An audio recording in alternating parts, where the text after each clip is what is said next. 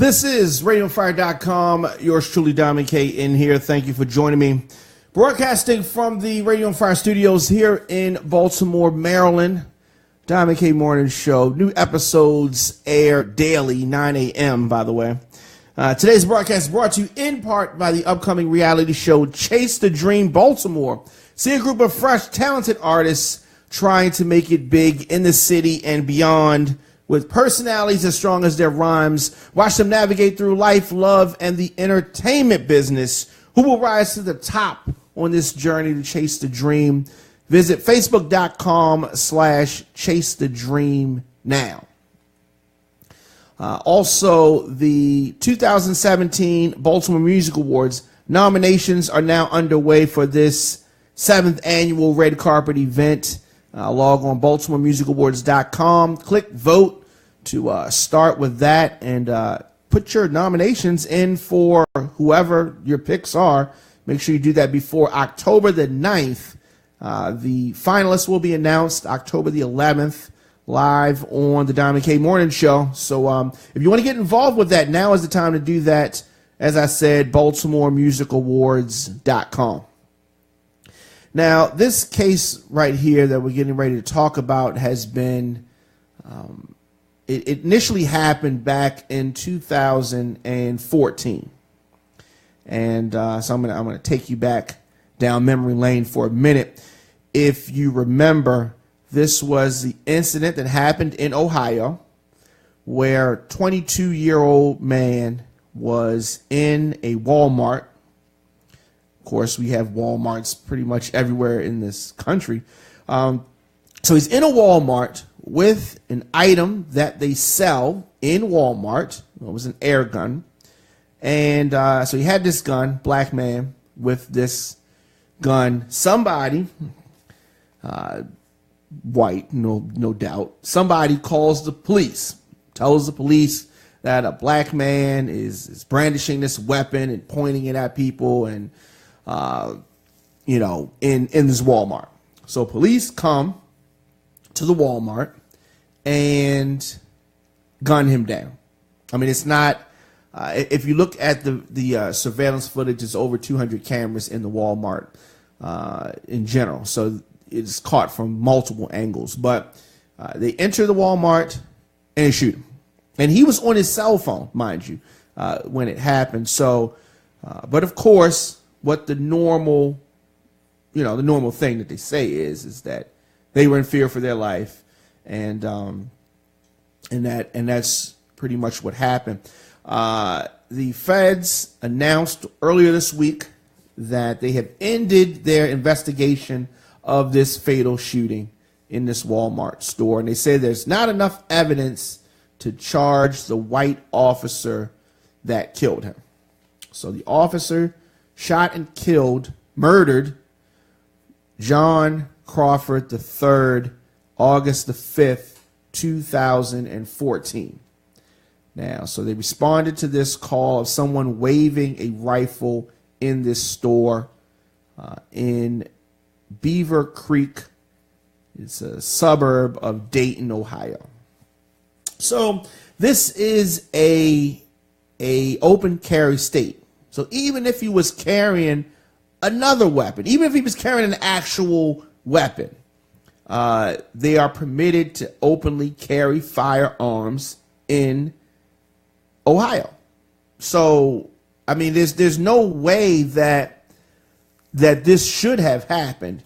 Yet and still, October 5th, 2014, this happened. So a special grand jury, I fucking hate grand juries because, like, what is a grand jury? I mean, just like if we have a jury, like what makes up this jury? It's all BS. The laws have got to change. They declined to indict anyone. So Department of Justice said that they would probe possible civil rights violations. I mean, it's just like they're trying to throw a bone out there. So the U.S. Attorney Benjamin Glassman announced, along with the Department of Justice, that there's insufficient evidence to pursue charges against Beaver Creek police officer Sean Williams. He's the one who fired the fatal shot.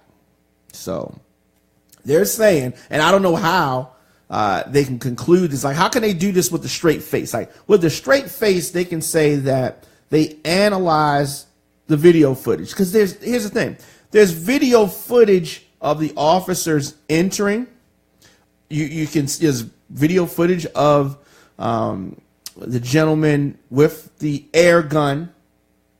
And there's no, you know how they rolled up on Tamir Rice? And they tried to say that he didn't respond to their commands, right?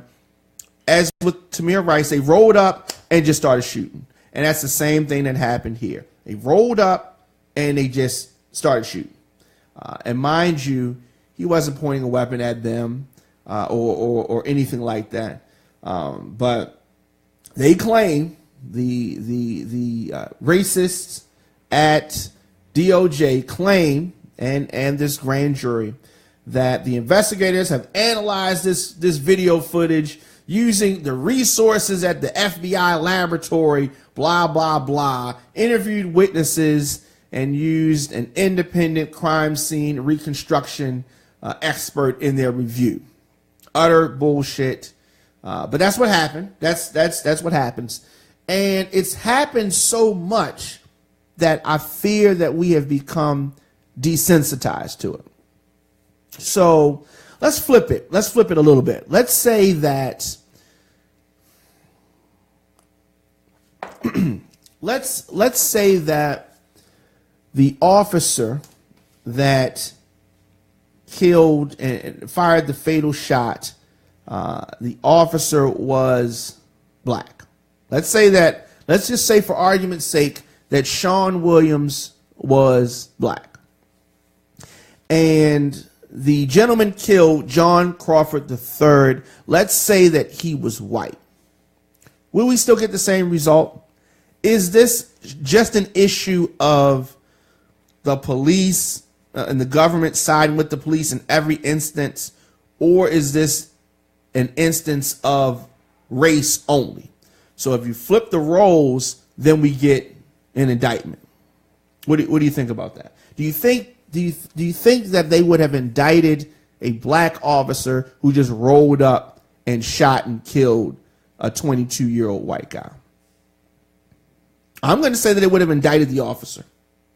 I'm going to say that this blue shield that exists it only works one way. Now, but let me say that it works another way. If both people involved, if the officer and the victim were both black, boom, they're going to side with the officer. But if you flip it, if you change the nationalities of the policeman and the victim, I say it goes another way. But unfortunately, that's not what we're dealing with here. So it's just, how long are we just going to sit back and just say, oh, well, and just, I understand that more frequently, black men kill black men in the streets. That's right. And that's something that we have to combat, but that's a separate issue. This issue of the police consistently gunning down, with video evidence, all they have to say is the magic words. What are the magic words? I was in fear for my life. That's all they got to say. I was in fear for my life. It doesn't even matter the circumstances. They don't have to be looking at you when you arrive. You can just shoot them in the back. They say they were in fear for their life. That's it. And what's so fucked up about the way the laws are set up right now is that there's no way for you to determine if someone is actually in fear for their life. I'm sure that officers are probably in fear for their life every day you leave the house, every day you leave the precinct, right? You got to be cat out the tree. You could be in fear. The tree could fucking fall on you. You could, the cat could scratch your eyes out, right? You could technically be in fear for your life. But every time these officers discharge a weapon with lethal force, here's the thing. If that is the case, all these officers know what they're doing. right? Because you could shoot to injure. You can shoot just to get the gun out of his hand or whatever. I mean, you know, you could do that. But y'all get on that shit, the adrenaline starts pumping, and I think they know in the back of their mind, I can kill him. All I gotta do is say I'm in fear for my life. That's it. And that's what happens. And it's just sad that we're here. It's sad, and the way things are set up, it's set up like this is going to happen over and over and over and over again. Now, the government would be required both to disprove the police officer's stated reason for the shooting, that he was in fear for his life or death or seriously bodily injury, and to establish that Officer Williams instead acted with specific intent to violate his rights. Now, why they don't want to take this case, and even if you took the case, take the case to court and then let it play out. But y'all not even going to even try it. Like, they've tried much less cases. The police have pinned information on people because shit wasn't, tight enough case for them. But this case, it's clear evidence. And I think the real reason they don't want to take this to trial is because you take this to trial, you put this in front of a jury, even if a jury with some white people, and they just might convict them. That's why they don't want to bring this to trial. That's what I'm saying. The family attorney, Michael Wright, said that it has been a frustrating wait, and now the only recourse is a civil lawsuit, which is pending federal court for maybe a trial next year.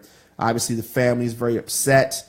They're still grieving, the lawyer said, and it now appears that there will not be justice in this case. So the police, once again, in this instance, have gotten away with murder, and it's just it's just sad. But the lawsuit by the relatives say that he was shot on sight, and this was filed against the Beaver Creek Police and the Wal-Mart store, and it really appears that his civil rights were violated. Of course, Wal-Mart, no surprise here, siding with the police. So we're definitely going to keep you posted on that.